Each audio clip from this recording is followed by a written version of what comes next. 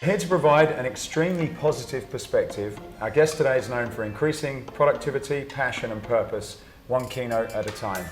Her motivational speeches and knowledge shares have been inspiring audiences and opening their minds for over a decade in fitness. And her background with some of the biggest clubs and brands allows her to combine mindfulness with movement, motivation and more.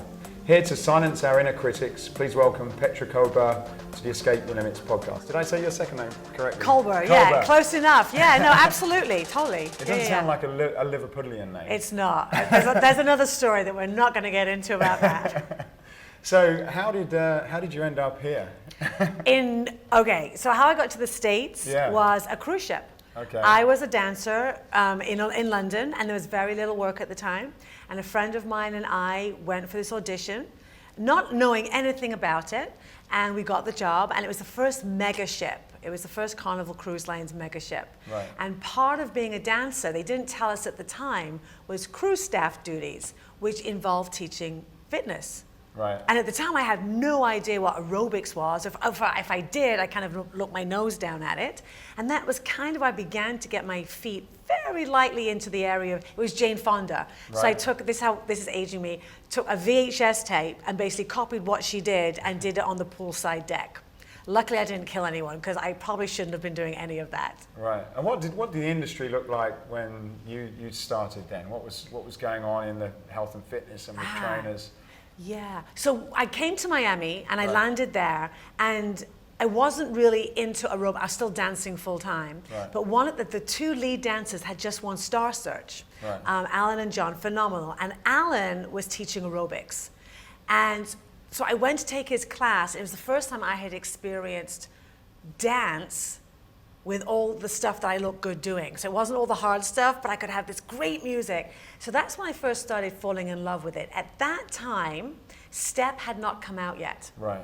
But I knew as a dancer, I should have maybe a backup plan. That's being a part of being a Brit. Right. We're very real. So I had my backup plan, and so I went, and I remember I was working in Miami, and I studied for my ACE certification, and I flew up to Tampa in the morning, took my cert, came back down, did the show. Still not teaching, not knowing anything about fitness. So at that time, I think it was still LPs. Right. I believe, maybe we're just verging on cassettes, and step hadn't been born. It was getting into the idea of like jazzercise, high-low, but no step at the time. Right. Right. And then, can I tell you? Yeah. Go on, so because I'd been certified, I got a flyer in the mail about this first step Reebok thing. Right. I went, I didn't realize it was the first ever step Reebok workshop with Gin Miller. And I took it not knowing what it was going to do, and that was where I began to think, there's something in this. And I began to get really interested in this thing called fitness. Right. And was that, and in terms of what other people were doing, and so there was jazzercise, which was, I guess, sort of traditional aerobics. Yes. Yeah. And what else were there sort of traditional fitness clubs around then, or was it, what? Yeah, it was a mix. I was in Miami, so it wasn't the heyday yet. There were some big clubs. I don't remember the brand names of them. It was definitely light on the aerobic side. I remember it was like toning, things called toning, calisthenics. I'm dating myself so badly. I'm trying to remember. I did dance aerobics, but I don't even know what we were calling it, dance fitness, I think, at the time. And Reebok definitely had their foot in the door. Right. But it was very early days of fitness. Candace Copeland-Brooks was Candace Copeland at the time. In LA, it was already booming. But where I was in Miami, it was still just beginning to, they were a couple of years behind where it was actually happening. Right. And at home in England then, was it was dance? Was that what was? Well, that was interesting. Yeah, I was taking true dance at Pineapple. Oh, okay. And right. And going in, that was the first time I had witnessed this thing called, I think they were calling it aerobics. And I looked in and it was packed. But as a dancer, I was like, what is that? Like, so down my nose at it. But it was full, and I think it was kind of like a jazzercise feel. It was definitely rhythmic to the music. All I remember, people were having a blast. It wasn't science-based at that time. We weren't overthinking it. It wasn't in package formula. We're kind of throwing it at the wall. No one was saying, you can't do this, you should be doing that. Right. So there's a lot of freedom at that time that I think people were finding very sexy. And the movie Perfect had just come out with Jamie Lee Curtis. So that just elevated the whole thing. Yeah. And what was when you were younger then, not that you're not young now. Nicely phrased. When you was younger, did you have a sort of dream of what you wanted to do? Like you wanted to come to America one day, or were you just sort of going from bouncing from whatever unfolded in front of you? Yeah, it's weird. People often think you have a plan. I really have never had a plan. I now have changed that. I have a plan. But I grew up in a small town, West Kirby, like near Liverpool. And there weren't many options. It really was you go into real estate or you're pulling pints at a pub. We were really limited. And my background, my dad was a drinker, so it was very traumatic. And my mom knew she wanted me out the house and going and finding freedom without the anxiety of the background story of what was going on. And so dance did that. I got out of the house really early. I think I was like 17 when I was dancing. And I didn't have a plan, and even when I moved to New York, I wasn't really ever thinking fitness was going to be a career. But I do remember when I took backtracking a little bit, I took the very first step workshop, and I knew they had something. Right. And that was the first time I thought I could be creative. I could maybe add some side money to the dance money. And then when I moved to New York, I realized I was a good dancer in Miami and not nearly good enough for New York City. And that's when I suddenly went, I kind of have to have some sort of plan. So it was my backup plan of, okay, I have this fitness thing. I don't even know what I'm going to do with it. And that's kind of how it all began to go into motion. Right, okay. So what happened then? Did you drop the dance and sort of... Yeah. I was still dancing a little bit. Here was one of my aha moments. Dance was always your auditioning. What do you look like? Who do you know? It was a little bit like... It's very much in the moment and a lot of rejection. Right. And literally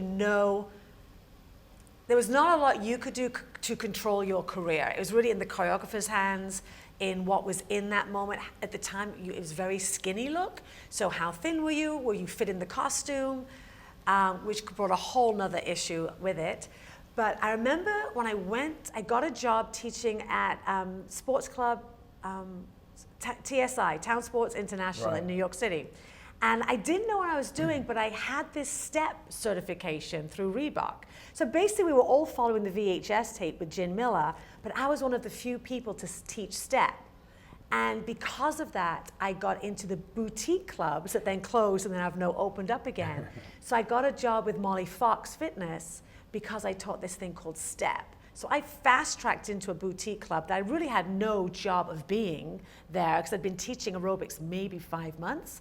But because I could teach this thing that everybody was now wanting, and I learned, and Molly Fox gave me the room to be creative and try new things.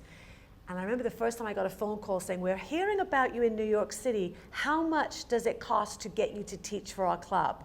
And my sister was sitting opposite with me. I said, they want to know how much I'm going to ask them for. And that was the first time ever that someone had asked me what my needs were versus me fitting into what their needs were.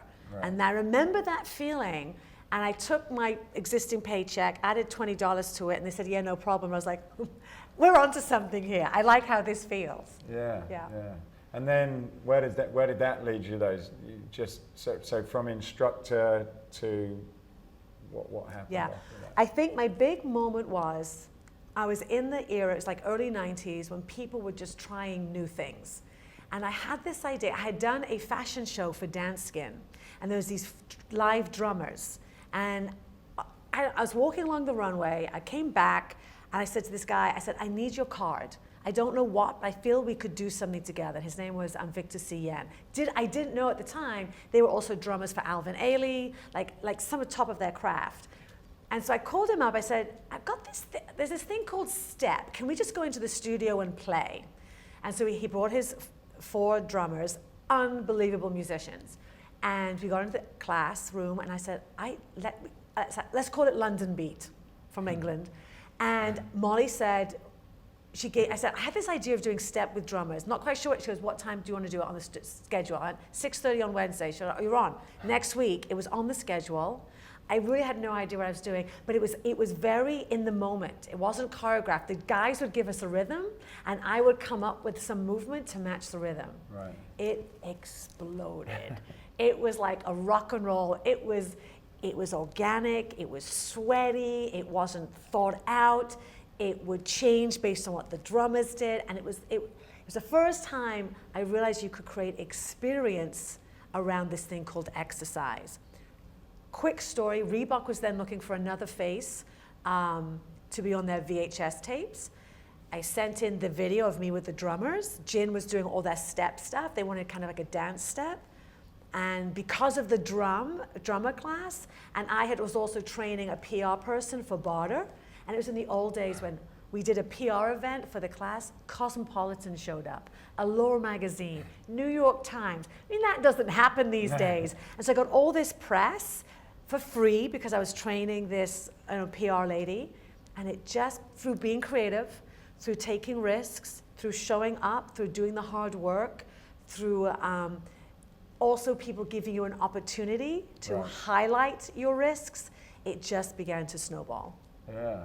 So how many years ago was that? Because probably 1994 was my first VHS tape. Because I didn't realize that was going on that long ago. But Did you just say that long ago? It's quite a while ago. Yeah, but I know. Now, I guess, you see, nightclubs are doing that, and then fitness clubs recently have started introducing those things. And I guess for you to be doing it that long ago, and then for it to be forgotten for so many years, don't you look back and sort of think, well, I've seen all that before? No, because it's always like timing. And I think for me, it was this opportunity to try something new. And like everything old is always new again, with a different vantage point. And for that to work now, that particular scenario, drummers and step, I don't think it would work. It's weird. But at the right time, in the early 90s, but people were just looking for freedom. Yeah. It was luck. I love that saying by Oprah Winfrey. Luck is preparation, meaning opportunity, and it kind of fast-tracked my luck with the fitness world.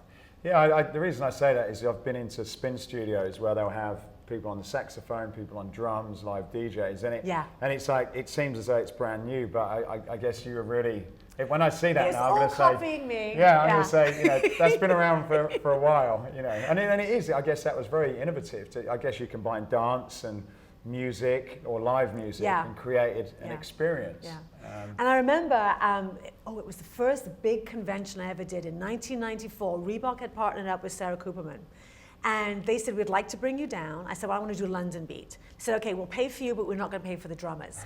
And I'm like, okay, I'll pay for them. And I brought them down. And that was when Reebok began to really wake up and pay attention, because I had a small room. And it was maybe, people didn't know who, like Petra Kolber, what's her name? I was this new kid on the block. And so the class started, I'll never forget this, and I was so nervous. And it was like half full. And then I suddenly looked up, and then it was like 3/4 full. And I looked up again, it was packed. And then looked up again, they had to open the doors. And then I had to look up again, and there was this crowd of people looking in to this moment happening in time. And luckily at the time, the Reebok execs were there, or the Reebok decision makers. And I think they saw something that was happening at that moment. And they saw me as a catalyst, I guess, for this experience. And that, basically after that, they put me under contract for 3 years. Right. Yeah, kind of crazy. I guess it was because you were doing, I guess you were innovating, weren't you, I suppose? Yeah. And what inspired you then? Was it just things that you'd built up yourself and thought you want to try and be different, or did you see someone that inspired you, or was it? Yeah, that's a great question. Again, I think it was just things I fell upon, and if it felt good to me, and I had a testing ground without social media being there to, I could try things and fail. I was inspired by dance aerobics, and when VHS tapes came to the forefront, I think the people who really inspired me were people like Mike B, Scott Cole, Jeff Vanderveer, people you guys might not even know, but they were all creating this. Marcus Irwin from Australia. just creating a new way of how can we take a traditional piece of movement and really elevate it and take 8 counts and maximize it. And that, my dance background helped me well. Yeah. So I think for me, playing with that allowed me to feel like I was still a dancer while doing this thing called fitness. Yeah. And what happened with the Reebok relationship? Where did that take you and your career to a different stage? Absolutely. I had 10 years in all of being under contract with them, which was a gift. I got to travel around the world, teach people pretty much in every single country this thing called STEP. Jen Miller gave me the best piece of advice though when I was starting. We first met, she was my peer, my mentor, then we became friends. And she could have viewed me as competition because I was the new kid on the block. Yeah. She never saw it that way, or she did, she never let on. She said to me, one thing I want you to remember, Petra, there will be a time when Reebok will no longer need you. And that's true.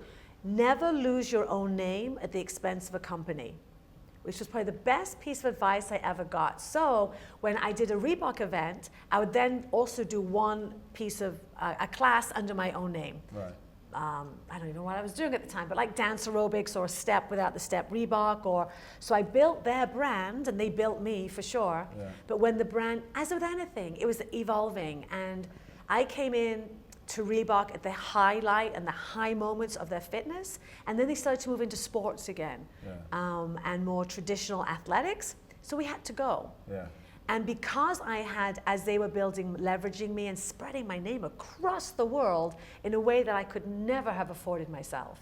When they separated and I did my own brand of DVDs at the time, I had already a built-in audience. Right. And thank goodness Jen had said, keep your own name. She says, always do my own PR on the side, my own thing. Never at the expense of Reebok, never at their expense. Yeah. But it allowed me, when they disappeared, to keep riding that wave of reach. Yeah, I guess that's important. I guess in any kind of business is to be aware that things don't last forever, and to sort of anticipate, well, when it does change, how can you set yourself up for that, that change in the industry or with who you're working for and everything. And I think in our industry, because it's such a passion industry, we don't do that well. Right. The thought of letting go or changing who we are in the industry it feels such a part of our identity that it can feel very threatening. I think some of the best things I have done is look at how people out of the industry are getting ready to pivot, leverage, ramp up, find their runway. And whether it is through circumstance, maybe you get injured, or maybe you're aged out. This is an industry that appreciates youth. I could fight that all I want. I can say, this is awesome. These kids have got it dialed in. Where is the gap where I and my knowledge and maybe my personal pain points can fill? And as I'm still working with what I know, got my income coming in here, build my side hustle to test things out, so that when maybe I am too old or I don't want to grapevine or do burpees for a living anymore, this is set in motion. And that's what I started to do in the convention circuit. I was always the fitness gal. I was always doing movement. I was teaching 8 classes a weekend. Fantastic. As I moved into my 50s, I did not want to be sweating for dollars. I traded my sweats for stilettos, although I still can't think with heels on. I have to take them off. But gratefully, the fitness industry that brought me up gave me room to then start just lecturing, and then trying out material around happiness and positivity, and now perfectionism. And because people had cemented these 15, 20 years of trust with people doing my grapevines and step, they came along with me for the ride. Right. Not all of them, but that's, I think, the other thing we have to be prepared for too. As we change, you can do 2 things. You can stick with what you know, and what you know will fill a room, if that's still in alignment with your values. Or if your values start to change, do you then pivot and then hope that because you're speaking and doing your truth, the right people will come to you? Right, yeah. And I had to make a decision about 4 years ago when HIIT training was coming into Tabata, and the dance aerobics, Zumba had taken over that playing field very well, and my rooms were getting smaller.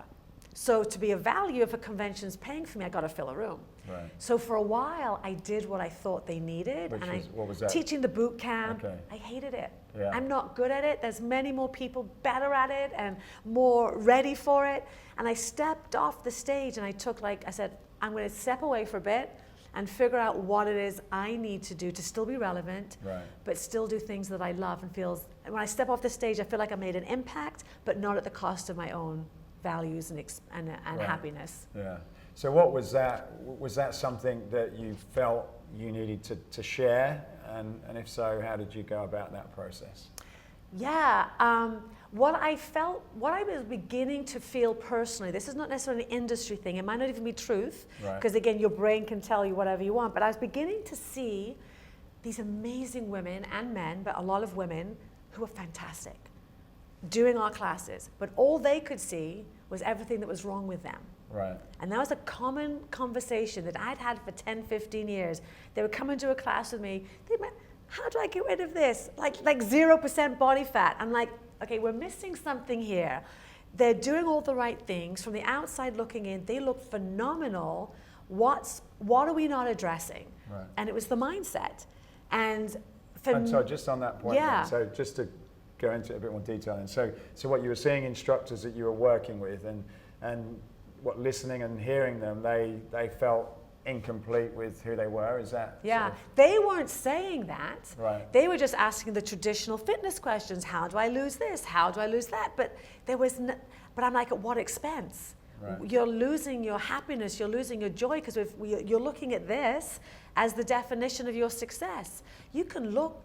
I always say you can rock your body, but unless you're rocking your life, at what cost? Yeah. You know, you don't need a rock hard body to rock your life, but you need rock hard self-esteem, a rock hard mindset, a rock hard belief in your purpose and your passion. And so some of it was also my inner workings going on, because I'd had this incredible career, but I had this imposter syndrome that came with me for so long until I started to talk about it, realizing that 70%, 80% of the people I talked to, including some of the people I revered, also felt that way. Right. Because I didn't have a master's and a PhD, and I talk about this very openly now, and I had been positioned as a fitness expert. I never Right. called myself that, but the news did and Reebok did. So this word expert to me felt that you had to have these credentials.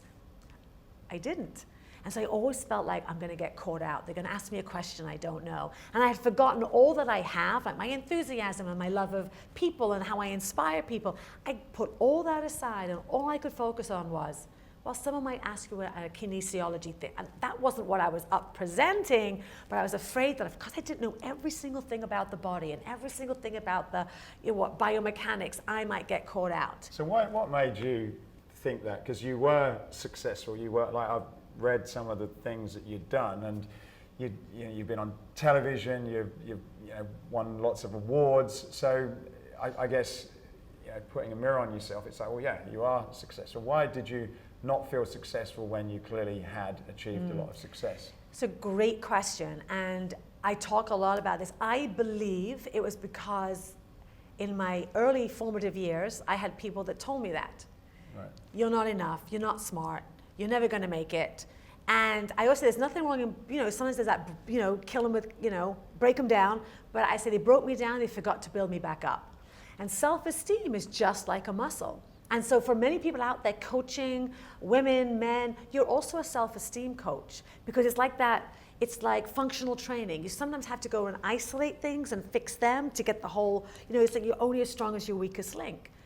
Sometimes the weakest link is not even the body. It's this little part inside of them going, I'm working out with a great trainer, but really, I'm never fit enough to really get fit. Because somewhere in their childhood or in their formative years, they had a coach, might not be their parents, that told them that. And at some point in my life, I took that on as my voice. Right. And it was just, it was a very fixed mindset, the work of Carol Dweck, fixed versus growth mindset. So I think maybe, I hate to use growing up, but I grew up near Liverpool, England. You're not really taught to think big, go for your dreams. It's like, who do you think you are to think, who are you? It's that ego. So we had this very to go for your dreams, to have a healthy sense of ego, was actually not taught to us. I don't know about you, but for me it was almost like, don't go for your dreams. Let everyone else go ahead of you, which doesn't help anybody. Well, it's not an English thing to, I guess, being in America for a while. It's expected to sort of show your best side and talk about yourself. And in England, it's almost, keep quiet, keep under the radar and you're good. Yeah. If you do put your head down, then it's going to get chopped off. Yeah. Yeah. Yes, and I think it's changing a little. And it's also, so much of I went back to school for positive psychology, and now I know what it is. It's my negativity bias. As humans, we are conditioned because our ancestors had to focus on what could hurt them, the negative, to keep them alive. Now I recognize those thoughts was my fear trying to keep me protected. But what it did was kept me small. And what it did was keep me separated from being able to actually do work that mattered in the world and take risks. Now I know what that is, and I can look at it and go, oh, interesting. I use the word, oh, that's interesting. That's an interesting thought. Yeah. Even versus going, that's a good thought, that's a bad thought. That's interesting. What's really underneath that? Do you think some of it, I guess do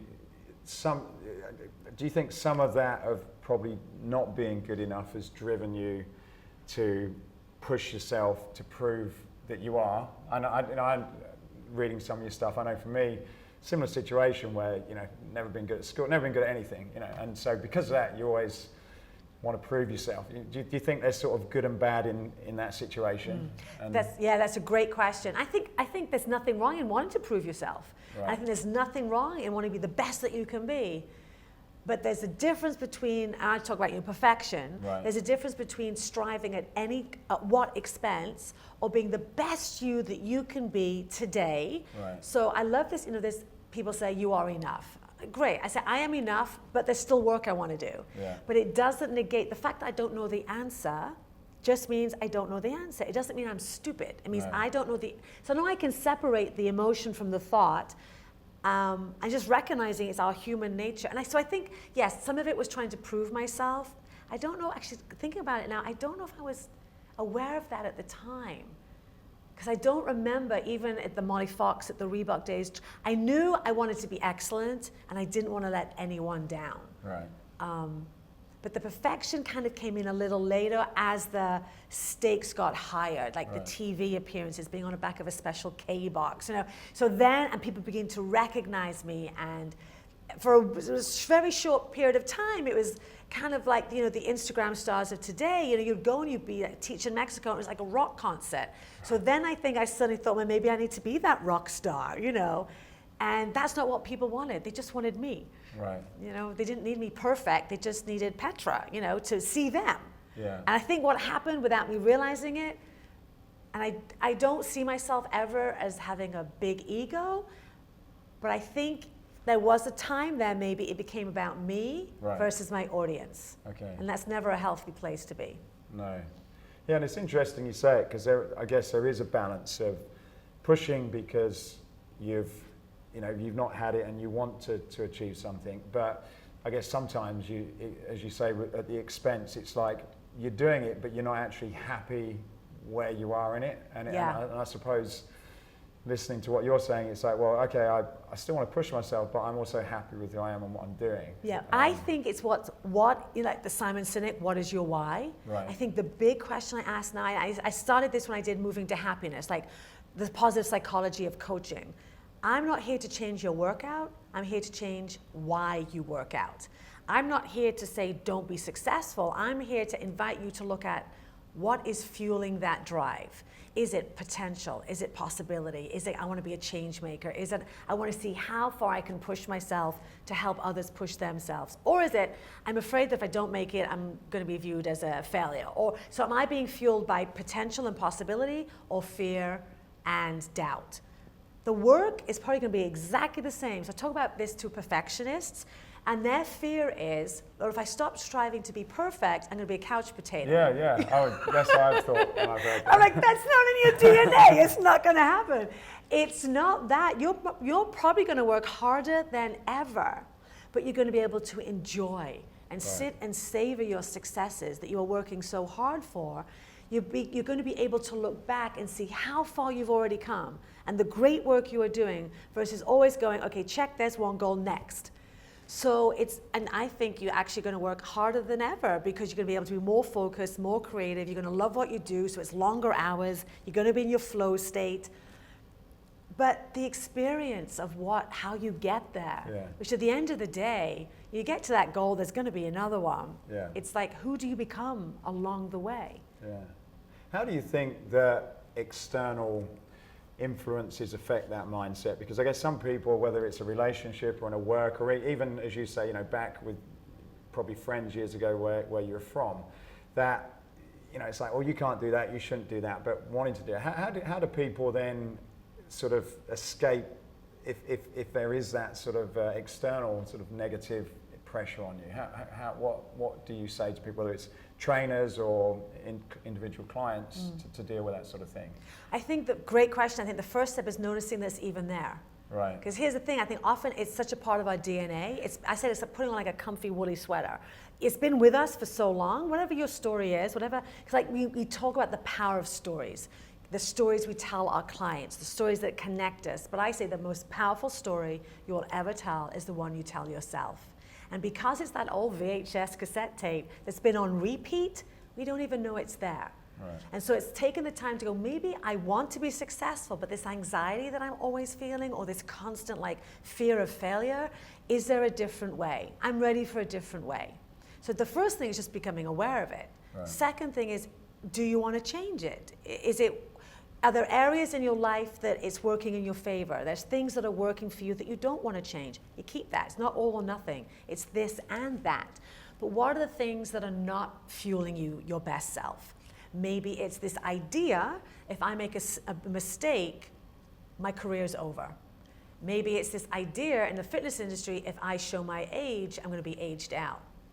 You have a choice around that. If you think you're too old, you're going to be too old.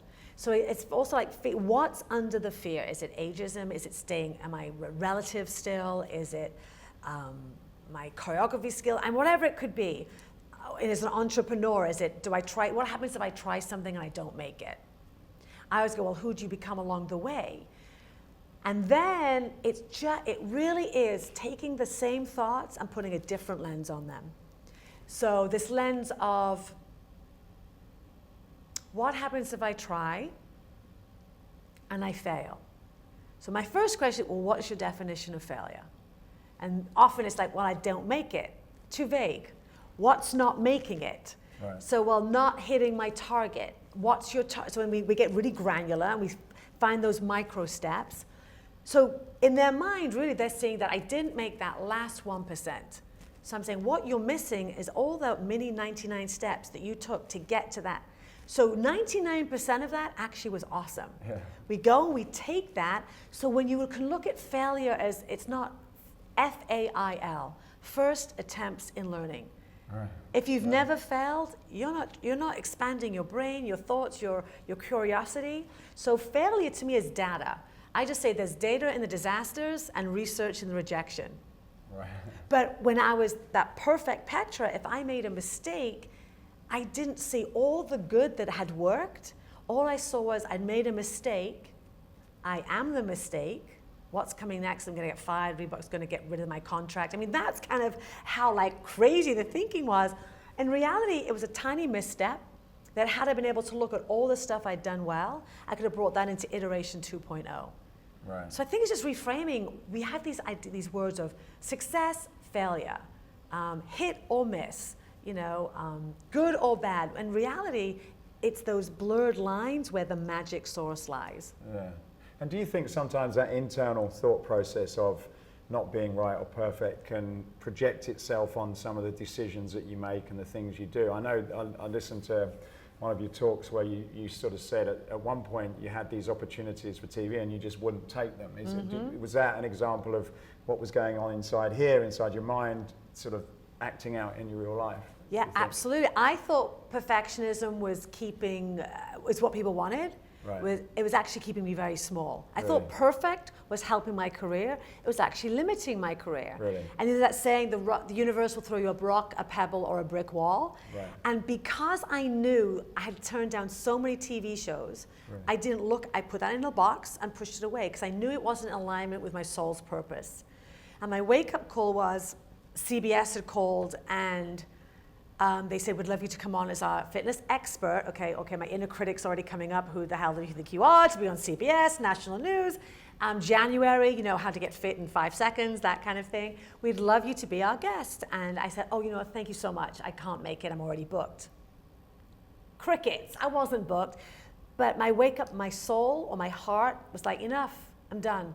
And I didn't have time to think. And I called back and I said, you know what, I'll be there. And they was, oh, this is my wake up. They said, we've been trying to get you for 2 years.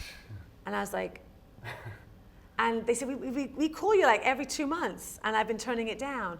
And what it is like, it wasn't, so I said yes, and now I say, so say yes and to your dreams. I said yes, I wasn't ready that day to go on live TV. Right. I knew I had 2 weeks to figure it out. That involved calling my old therapist, doing breathing techniques. So again, I think what happens is when we're waiting for it to be perfect, or waiting for us to be perfect, or at the perfect time, we don't ship it. Right. Doesn't get shipped, like Seth Godin said, just ship. It got to be good enough, ship it. And then that's how it becomes perfect or excellent, by getting feedback. And I say ideas die in isolation. They thrive in collaboration. And so some of the greatest thought leaders out there listening to your show, they've got these great ideas, but also there's 2 things. We're afraid if you put it out there, we're going to get judged. Right. They're the ones not doing it. And Seth, he also said, to be remarkable, you have to be remarked upon. The good and the not so good. So it means you're putting a stake in the ground and people are noticing you. I think the biggest thing that most of us are dealing with this inner process is the fear of failure. Really? Here's another piece of proof that I wasn't really worthy enough. Right. And do you think it's, because it's a tough thing to break out of. In my situation, it was just things happen and I went, I did courses, I read books and went to seminars, and suddenly things started to change. Yeah. And it was a slow process, and it took quite a bit of time. But it probably wasn't just, well, actually there was one book that probably did set me on the course. But Can I ask what that was? Yeah, it was, someone told me to, and it was the first book I read, and I must have been about like 22 years old. The first full book I'd read, you know, just to show that I didn't read a lot. And it was called The Magic of Thinking Big. Ah! And it led me on to how to win friends and influence people, Yeah. and the traditional books. But that sort of changed my whole mind, that you could think and do, you was in control of how your mind worked. It was a strange thing that you had this brain, and you know, it didn't just do things to you. You could control how you wanted it to, but it's still not easy, and it's almost like every day you have to kind of work on it. How would you suggest people that are struggling with that? You know, do they need to get a coach? Do they start with reading a book? How do you advise people that are probably in that situation? I think a lot of it depends on your pain point. Like if the pain is really, really great, I would suggest going and getting a great coach, a therapist, someone like that. If the pain is this underlying anxiety, there is a great book coming out, mine. But the thing is, I will. But people say, there's a lot of great thought leaders out there who I love, women especially, saying, just let go of perfection, don't worry about it. But like you said, it is a process. It took me 7 years to unravel the tapes and the ideas and the methodology. And so I think, but if you are there, and I have met several thought leaders who suffer from anxiety attacks. If you're suffering from an anxiety attack or a panic, go and get help. And I used medication for a while. Really? The first bridge, my panic attacks were so severe that we'd be sitting right now in this chilly room, and maybe I mispronounced a word or something. My brain would have said, oh, judgy, they're going to be all judging me, and we can stop and pause this. But my inner dialogue would be like, that was so stupid. And you'd be asking me the next question. I would still be so fixated on what I just said incorrectly, it would trigger a panic attack. And we would now be sitting here, and I would have just looked like I had run a marathon. Seriously, I'd have been drenched, like you'd poured a bucket of water over me. And so that I was not going to get through on my own. I needed some help. But we had never talked about 7 years of working through that. I never fully got to the other side till I went to school for positive psychology, because we were always looking at what was not working. Right. We were always focused on the problem, whereas positive psychology taught me to look at what is working. I went, well, that's freaking genius, you know? It's like, if I can start from the foundation of all that I am, there are things I need to change, my anxiety, my mental tracks, But I was making that the foundation. We were so busy focusing on the things I needed to fix. We never really got fully to where I could sit here now, no medication, if I make a mistake, whatever, I'm fully comfortable and engaged with you. That did not happen overnight. No. But you know, like we say, we spend so many hours in the gym training our body and nutrition. Oh my God, why not train your brain? Why not spend the money to go and get the help and the coaching and the training and the resilience and the pliability and the flexibility that you can recover and this whole person. Yeah. You know, it's really, because I really believe, I say this a lot, the longest distance any of us, especially as thought leaders, as influencers, will ever travel is from our head to our heart. Right. And when you get to do that and shorten that distance and you help the people you're influencing, coaching, training, step into their life and their potential, you'll have a client and a customer forever. Yeah. Yeah. Yeah, I can relate to that a lot because I think when you're, and even a lot of people I meet, they're I guess, want to be successful, want to look great, want to inspire people, want to grow their businesses.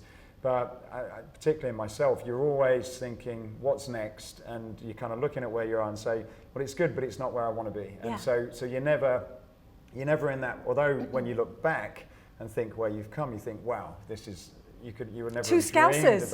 We're not doing bad for two Scousers.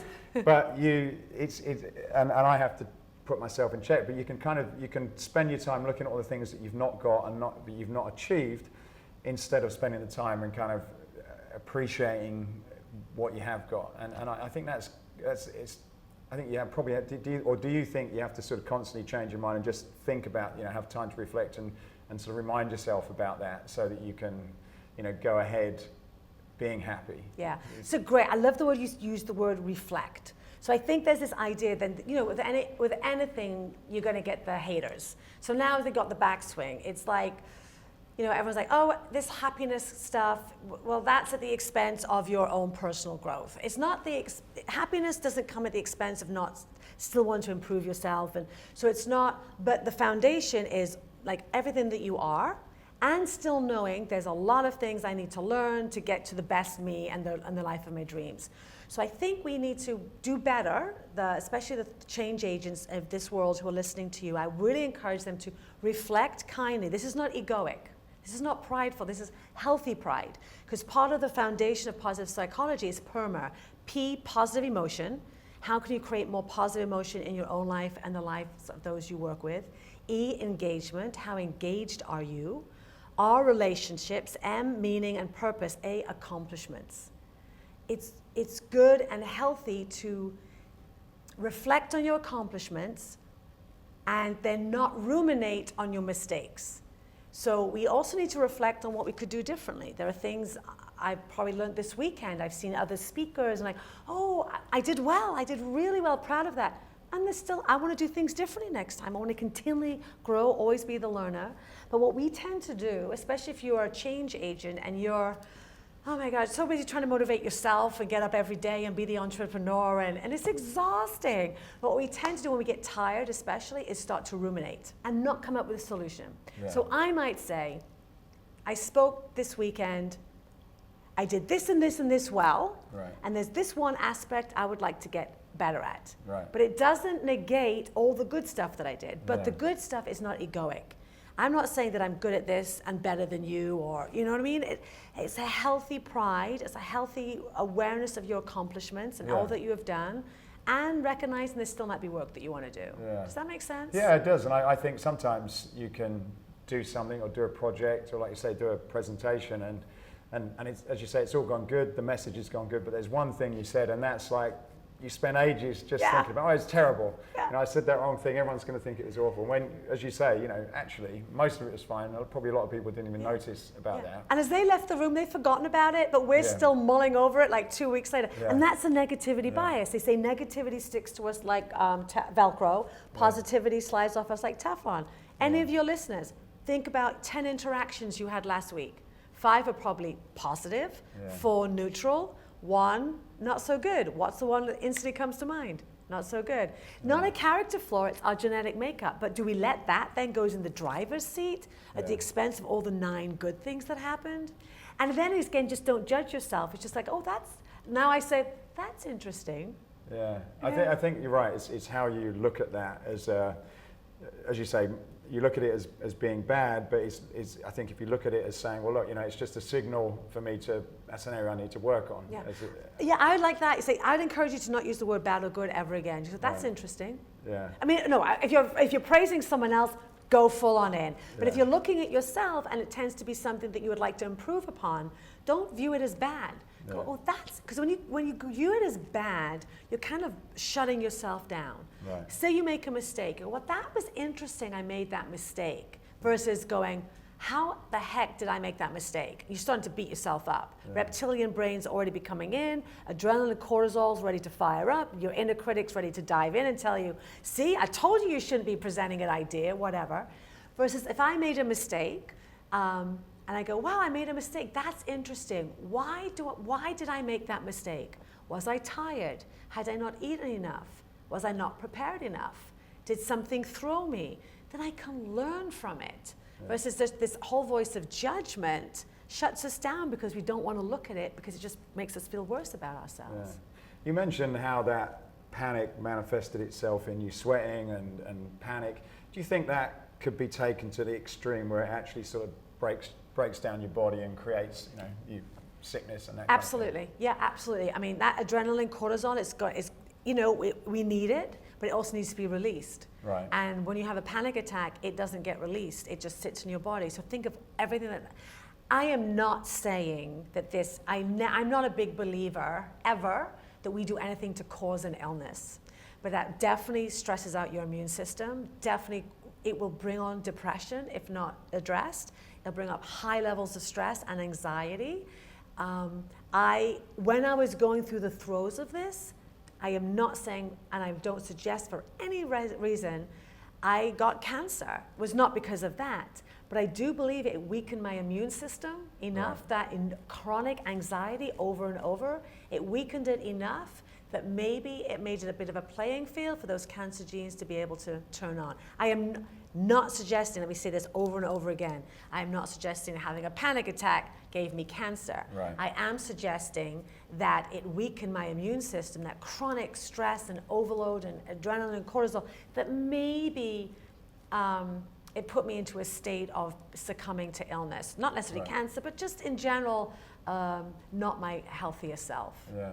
Because sometimes I've read, and I don't know the truth in it, but people who are constantly stressed, whether they're business people traveling and not sleeping and being in this state of stress, drinking lots of coffee, for example, naturally hold a lot of excess weight. So for people who probably want to lose weight, being in that state all the time, probably, even if you are exercising and maybe even if you're eating decently, then if you've not got your mind right, that probably still not going to go away.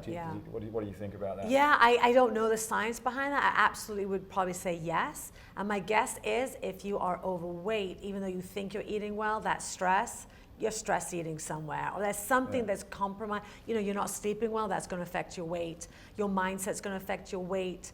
We try and simplify things. You eat this, then you can't out-train a bad diet. We know that. I don't think you can out-train a bad mindset either. No. It will affect all your choices.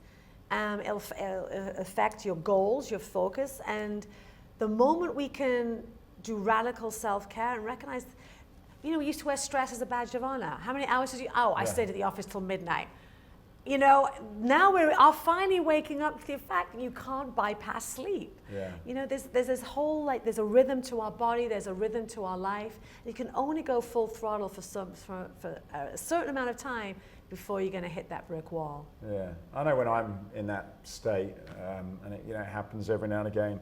Even when you eat food, it's not properly digesting, and it feels funny, and then or you just don't feel like eating, which is very unlike me because I love my food, and so it certainly affects what goes on in your stomach. And I guess maybe people have the opposite where they want to eat a lot if they're stressed as well. Yeah. So I guess what you're saying is get this right first before you do anything else. I always say, I spent 25 years studying the neck down. I'm like, now I'm like all about what's going on between the ears, because it is so true. it's the thought is the driver behind the action. One of my favorite sayings is attributed to many people, but it's like, watch your thoughts because they become your words. Right. Watch your words because they build your actions. Watch your actions because they create your habits. Watch your habits because they build your character, and your character creates your destiny. Until we recognize the power of our thoughts will really influence our results. Yeah. Whether you think you can or you think you can't, you're right. And people just kind of look at it and go, oh yeah, that sounds really, no, this is science. This is evidence-based, So, and again, come back to your why. Why are you working out? It's to be your best self, to be healthy, fitness, focused, looking great, nothing wrong in that. But if you're working out fighting something, or to make sure that you don't get older, or to, what's fueling that? Because that's just a symptom of the rest of your life too. Yeah. We've isolated fitness into this 1 hour of the day, but to me it's the catalyst for the rest of their day. We spoke about this before we started taping. I think where our industry has done so much great, but where we went really wrong is that we did make how we look the definition of success. Right. Instead of going, this is only the vehicle. We made fitness the end game. Whereas fitness is a little piece of that 8 spot, their goal setting, their values, their family, fitness, diet, nutrition. We made us, we're going to come in and save the day. Yeah, but we're not the champions. We need people to come in community. And I think when we realize that when we can train this to be the vessel to move people into a life of their dreams versus having a six-pack thinking they have the body of their dreams, this will happen if we're making that your values the focus. If you're meant to have a six-pack, it will happen. But that's no longer your focus. That's the byproduct. Right. Everything will change in what we do and the experiences our clients have. Because when fitness is tied into their values and what's important to them and their hopes and their dreams and their desires, fitness takes on a whole new meaning. Right. So what are you, based on what you're focusing on at the moment, and where do you see trainers and the sort of fitness industry going over the next few years? Do you think that's going to now become part of it? And if so, how do you think that's going to look? Wow, great question, because we are in a time of change. I think we have to look beyond fitness. I think we have to look at ourselves as transformation specialists. This is not new, but recognize I think we need to expand our skill set into mindset. You really get knowledgeable. I mean, I don't know enough about epigenetics, but that would be where I would go next if I was studying something. Right. The science of the gut. There's all new research coming out. I just think I think for the entrepreneur and the individual, I would say look for the gaps. There are gaps. Look for the gaps and look at your own personal pain points. Sounds really weird, but there's going to be a gap in the world that fits what you had to overcome. Right. And if you teach to that, you build a business around that, you'll always attract the people where you'll be able to do your best work, and you will align with them, because not only do you have this research and the tips and the tools and the strategies to get them to the other side, you have the empathy. Because it's been a part, it's not your heroes, it's a bit of your hero's journey. But you've been there, but you know how to get them out. Right. One of my favorite sayings is, we connect in our cracks, but yet they need to know that you have the tools to get them out. We don't hang out there together, we meet there. I have a mutual understanding that something you went through was something similar I went through. My story is not yours, right. But through this, and this, my diet, my mindset, my life coaching, my adventure skills, who knows what it's going to be, my vision boarding, we can do this together. I don't know where the industry's going. I think the thing everyone should keep in mind, I'd invite them to keep in mind, loneliness. I think we should add this idea of community, whether you're training one-to-one, one-to-many. We can do amazing things through technology. We cannot replace the human eye-to-eye, heart-to-heart. Right.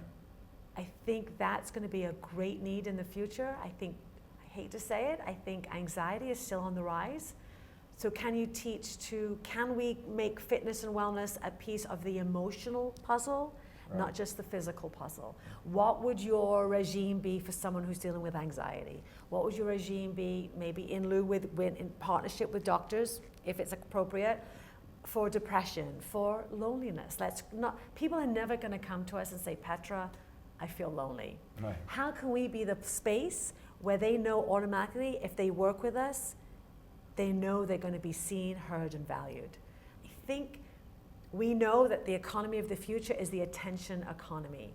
And you will have my attention if I feel that you're hearing me and seeing me for who I am, not who I think I should be.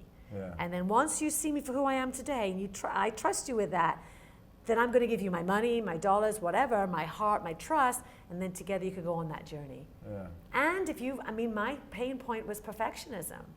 And I began teaching around this, and it was a slow burn, but that's my 10-year plan. Right. That is my 10-year, because of that, and I knew there was a gap, and I knew I had been through it, and I knew there wasn't a methodology, and I now have a methodology that's unique to me based on science. I can then repurpose that online in retreats, one-to-one, mothers, daughters. So if you can find something that can be expanded in many different ways, like you're doing with the show here, you're recording it, you're filming it.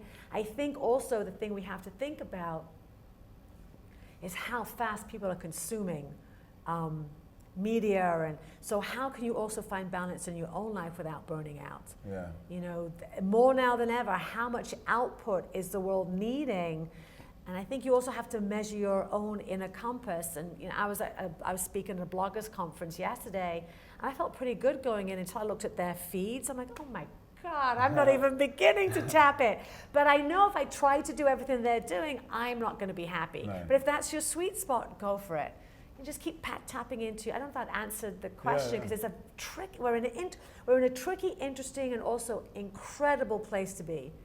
Because there's no gatekeepers. No. You want a podcast? Do a podcast. You want to go on Facebook Live?